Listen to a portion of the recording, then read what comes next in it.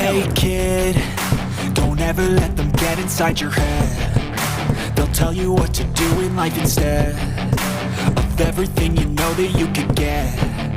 Don't let them guide your life towards regret. I'll fight for what I love with every breath. My past is filled with things I won't forget. I use them all to push me to my best. Treat the worst of times just like a test.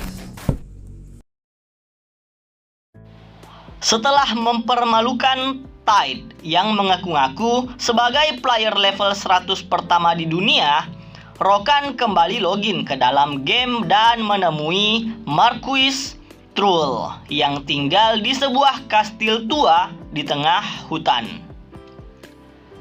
Rokan sudah tahu tentang quest ini. Itulah sebabnya dia datang ke kastil ini atas keinginannya sendiri. Di sini Rokan berbohong pada Marquis Trull dengan berkata dia datang ke kastil ini atas perintah Malkin, kepala penjaga kota. Marquis Trull yang percaya dengan perkataan Rokan kemudian bercerita tentang masalahnya. Marquis Trull memiliki seorang anak yang sakit-sakitan. Ini jugalah alasan Marquis Trull tinggal jauh dari kota untuk menemukan obat yang bisa menyembuhkan putrinya itu. Marquis kemudian meminta bantuan Rokan membawakannya darah troll untuk mengobati putrinya. Dengan senang hati, Rokan menuju ke Cursed Cave of Life yang menjadi habitat para troll. Sambil menjalankan misi yang diberikan Marquis, Rokan juga mengaktifkan fitur live streaming agar para penggemarnya dapat menonton aksinya di salah satu dungeon yang akan dia masuki kali ini. Rokan yakin video ini akan ditonton banyak orang melihat antusias penonton yang penasaran dengan kota ketiga Crossroads. Video kali ini adalah tutorial menyelesaikan dungeon The Cursed Cave of Life. Halo semuanya, di live streaming kali ini kita akan mencoba menyelesaikan satu dungeon yang lokasinya tidak jauh dari kota, kata Rokan sambil memulai live streamingnya. Dalam siaran langsung itu, Rokan menjelaskan tentang kondisi lingkungan di dalam dungeon. Rokan juga menjelaskan tentang jenis-jenis monster yang akan mereka hadapi dan menunjukkan bagaimana cara untuk mengalahkan mereka. Begitu berjalan masuk, seekor monster muncul di hadapan Rokan. Monster yang termasuk spesies kera besar, Cave Stone Ape. Bisa dibilang kera putih ini adalah monster yang paling lemah di gua ini. Dia memiliki attack dan defense seperti monster pada umumnya. Rokan menjelaskan semua informasi itu sambil mendemonstrasikan cara terbaik untuk mengalahkan monster tersebut. Sekelompok kera putih lain datang menyerbu Rokan, namun hanya dengan mengaktifkan skill Cry sudah cukup membuat mereka tumbang tanpa harus bertarung. Monster lain yang muncul di sini adalah Giant Bat. Kelelawar ini sebenarnya cukup merepotkan, tapi di dalam gua ini dia tidak akan menjadi ancaman karena tempat yang sempit membuatnya tidak bisa terbang dengan leluasa. Berikutnya, monster terakhir yang akan ditemui player di gua ini adalah troll. Saat menyadari kehadiran troll, Rokan langsung melempar kapaknya tepat mengenai monster tersebut. Di sini, Rokan menegaskan kalau sebenarnya monster troll ini tidak terlalu kuat. Hanya saja, mereka memiliki kemampuan regenerasi yang akan membuat beberapa player kesulitan saat berhadapan dengan mereka. Troll adalah monster yang suka bergerak terpisah dari kelompoknya. Jadi, saat player berhadapan dengan monster ini, Rokan menyarankan untuk tidak perlu takut pada mereka. cukup serang mereka terus-menerus. Pada akhirnya, kemampuan regenerasinya akan berkurang. Dan itu akan menjadi kesempatan terbaik untuk mengalahkan troll. Kurang lebih seperti itulah cara mengalahkan monster-monster yang ada di gua ini. Seharusnya ini tidak terlalu sulit jika kalian mengikuti apa yang aku ajarkan tadi, kata Rokan sambil mengakhiri video live streamingnya kali ini. Rokan tidak bisa menunjukkan semuanya pada penonton karena ada hal pribadi yang harus dia lakukan, yaitu menyelesaikan quest dari Marquis Troll, mengumpulkan darah troll. Rokan kemudian melakukan looting dan berhasil mengambil satu botol darah troll untuk dibawakan pada Marquis Troll yang menunggu di kastil tua.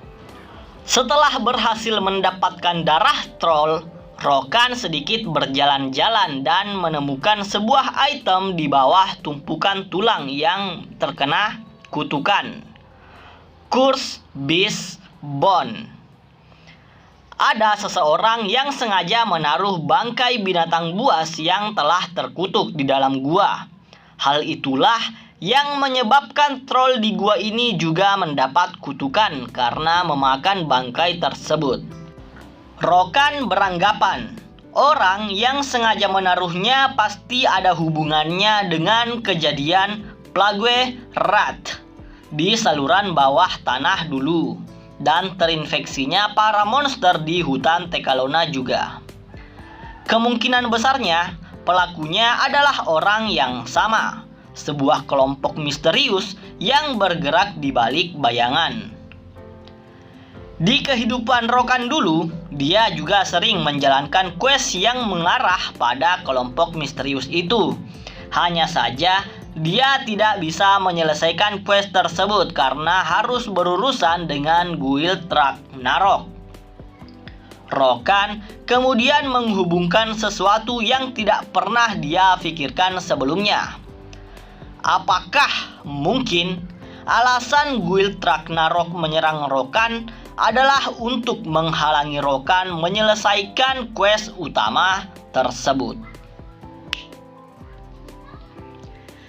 Dengan pikiran yang masih bingung, Rokan kembali ke kota dan melaporkan penemuannya pada Malkin tentang habitat para troll yang telah tercemar oleh sihir hitam. Rupanya, pasukan penjaga kota juga tengah menyelidiki hal tersebut. Namun selama ini mereka tidak menemukan apapun karena tidak ada yang menyangka kutukannya disebarkan dengan cara ini. Rokan yang masih terbawa emosi kemudian menanyakan apakah pasukan penjaga memiliki informasi tentang siapa dan apa tujuan mereka melakukan ini. Malkin menjawab, sangat disayangkan sampai saat ini pasukan penjaga tidak memiliki satupun informasi mengenai kelompok tersebut. Kelompok yang ada di belakang ini semua sepertinya bergerak dengan sangat hati-hati, sehingga Malkin dan pasukan penjaga tidak mengetahui siapa, di mana, dan kapan kelompok itu akan bergerak lagi. Malkin kemudian meminta Rokan menemukan monster lain yang telah terkena kutukan. Sedangkan dia akan membawa tulang terkutuk ini untuk diteliti. Setelah selesai melapor, Rokan pergi meninggalkan markas pasukan penjaga. Di sini Rokan sampai dibuat overthinking. Jika yang dipikirkan Rokan benar, mungkinkah alasan Odin mengajak Rokan bergabung dengan Guild Ragnarok bukan karena Rokan kuat, tapi karena Odin ingin menggagalkan Rokan agar tidak bisa menyelesaikan quest utama. Dan yang lebih buruknya lagi, jangan-jangan Odin adalah salah satu anggota dari kelompok yang sudah menyebarkan kutukan itu.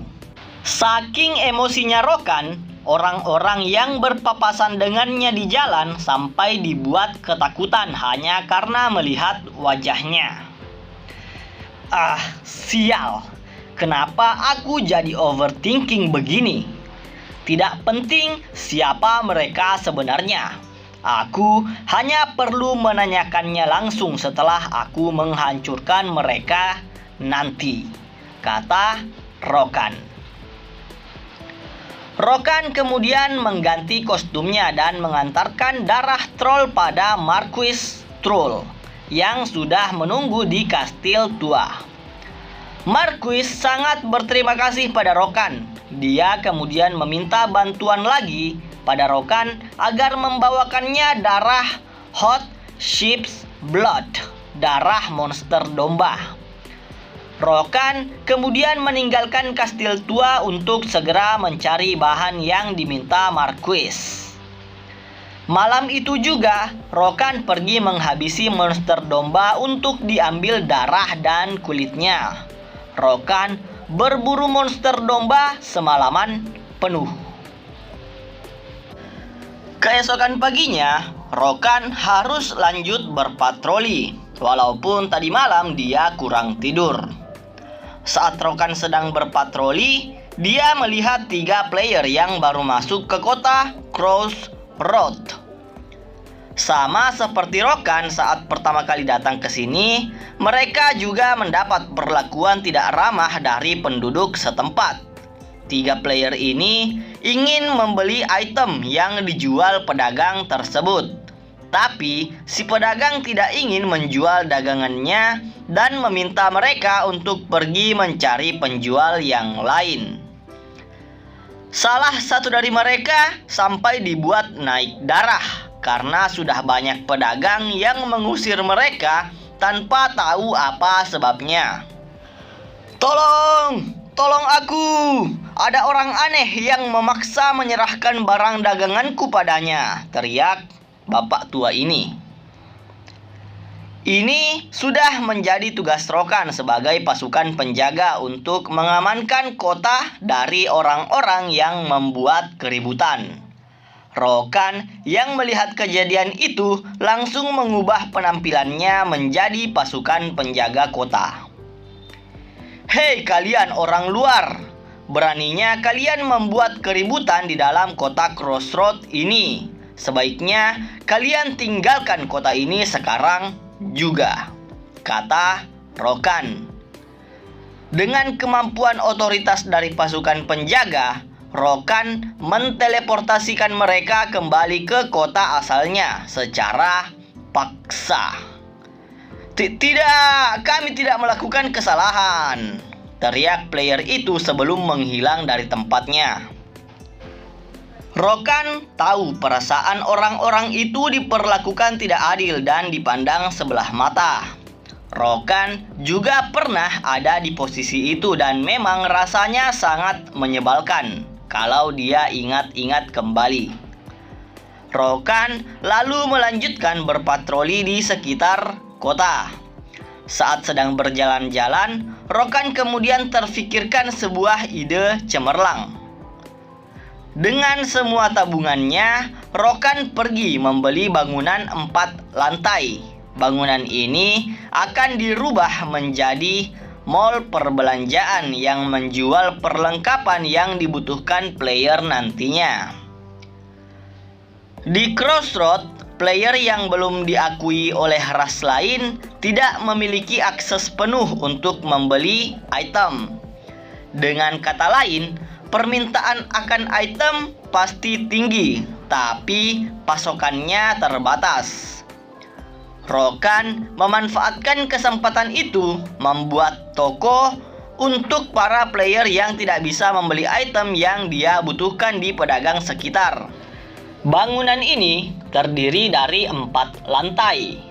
Lantai 1 akan menjual potion, scroll, dan item lain yang dibutuhkan player saat berburu. Lantai 2 akan ditempati item-item dengan kualitas menengah. Lantai 3 akan menjual senjata-senjata kelas premium dari brand-brand terkenal. Senjata buatan Rokan juga akan dijual di lantai 3 ini. Sedangkan lantai 4 akan menjadi tempat pelelangan jika ada senjata dan item langka yang ingin dilelang nantinya. Rokan juga menyewa seorang NPC untuk bertugas menjalankan toko miliknya itu. Ada satu masalah yang dihadapi Rokan. Nanti ketika player lain sudah mendapat kepercayaan dari ketiga ras, kebanyakan dari mereka akan lebih memilih membeli item dari pedagang sekitar karena harganya yang lebih murah. Yang berarti toko Rokan akan menjadi sepi pembeli. Rokan mencari solusi bagaimana agar tokonya tetap ramai nantinya. Rokan kemudian menemukan solusi terbaik untuk masalah itu. Rokan pergi ke departemen pasukan penjaga, memintanya menyalin kertas ini untuk Rokan sebar di setiap sudut kota. Selembaran ini berisi informasi bagi player yang tidak bisa mendapat quest dari warga sekitar. Mereka bisa mendatangi Rokan untuk meminta sebuah quest. Rokan akan memberikan mereka quest berburu monster. Dan keuntungannya, player yang meminta quest dapat menjual kembali item atau bagian tubuh monster yang dia kalahkan pada Rokan nantinya. Dan bahan itu akan Rokan olah menjadi item dan senjata yang dapat dia jual kembali. Semakin banyak quest Rokan yang mereka selesaikan, Rokan akan menyebarkan nama baik mereka pada para elf, dwarf, dan gnome.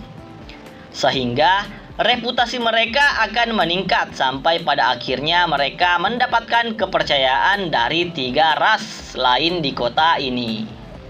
Semua itu bisa dilakukan Rokan karena dia memanfaatkan posisinya sebagai pasukan penjaga kota. Moto Rokan adalah membeli dengan harga murah dan menjualnya kembali dengan harga semahal mungkin. Uang adalah segalanya bagi Rokan. Ketika langit sudah mulai gelap, Rokan pergi menemui Marquis Trull untuk mengantarkan darah dan kulit domba yang sudah dia kumpulkan malam lalu. Setelah memiliki darah troll, darah, dan kulit monster domba, Marquis Trull memberikan quest terakhir pada Rokan. Dia meminta Rokan mengantarkan 3 item itu pada seorang penyihir bernama Tritika. Saat mereka berdua sedang berbicara, tiba-tiba terdengar suara dentuman yang cukup keras dari atas. Marquis berkata, itu pasti suara pelayannya yang menjatuhkan sesuatu saat membersihkan perpustakaan. Rokan kemudian menerima quest terakhir itu dan berjalan keluar meninggalkan kastil. Rokan sudah tahu semua kebohongan yang dibuat Marquis Trull. Marquis Trull sebenarnya tidak memiliki seorang anak. Dan yang lebih aneh lagi, dia hanya ingin bertemu orang lain ketika malam hari. Semua petunjuk itu sudah sangat jelas. Marquis Trull adalah seorang vampir, salah satu ras yang sangat lemah terhadap matahari, dan menghisap darah spesies lain untuk meningkatkan kekuatannya. Memang benar ada seseorang selain Marquis Trull di villa itu, tapi dia bukanlah anak dari Marquis Trull. Anak ini adalah anak yang diculik dan disamarkan sebagai anaknya. Dia adalah anak dari ras High Elf yang mempunyai darah kualitas tinggi. Dan dengan meminum darah itu, vampir bisa meningkatkan kekuatannya dengan pesat.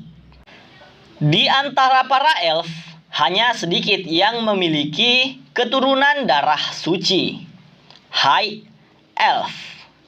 Dikatakan bahwa vampir yang meminum darah High Elf bisa memperoleh kekuatan yang sangat besar. High Elf memiliki darah yang kaya akan holy power, sehingga kebanyakan vampir tidak bisa menghisap darah mereka. Holy power ini mungkin tidak berpengaruh pada vampir yang memiliki darah murni. Tapi untuk vampir biasa seperti Marquis Trull, meminum darah High Elf secara langsung akan membuat tubuhnya meleleh. Jadi, Marquis Trull coba meminta bantuan pada seorang penyihir bernama Tritika agar dia dapat meminum darah High Elf yang dia sembunyikan. Pembahasannya akan kita lanjutkan nanti. Cukup sekian dulu, sampai jumpa. Salam.